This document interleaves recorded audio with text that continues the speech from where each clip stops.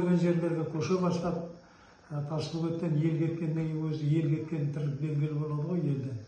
Халықтың саны азая бастады. Соны тұрақтандыру үшін, ұстап қалу үшін саяси да, әлеуметтік те жағдай жасау керек болды.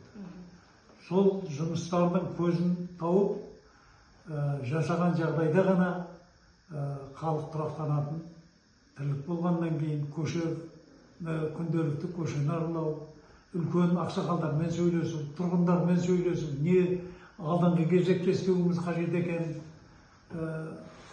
ақылдасу, сондай жұмыстар жүргізілді. Барлық тірлік елде ауыз су мәселесін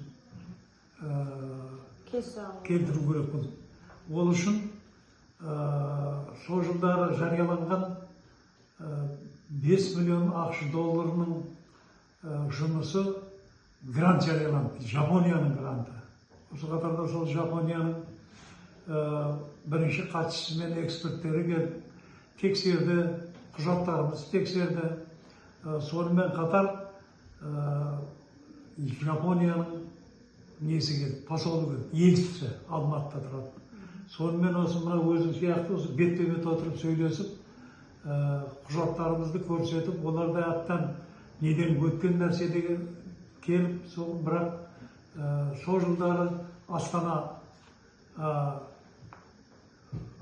Қазақстанның астанасы Ақмола болды. Солай белгіленді, кейіннен Астана атанды ғой енді. Ол тірлікте де Астана болғаннан кейін көптеген жұмыстар жүргізу болғандықтан біз гранттан жеңіліп қалдық.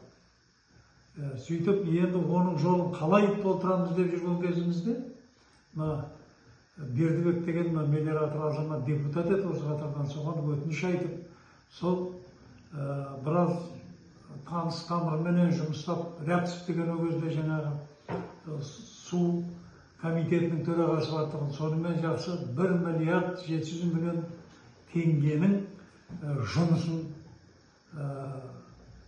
жаңағы алып кетті осы қатарға.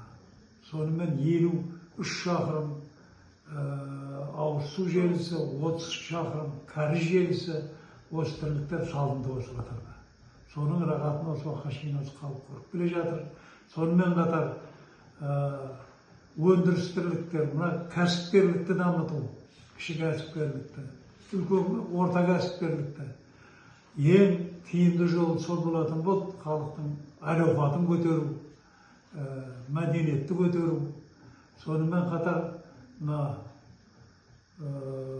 мектептердің тірлігін көтеру, осы жұмыс молынан қолға алынды.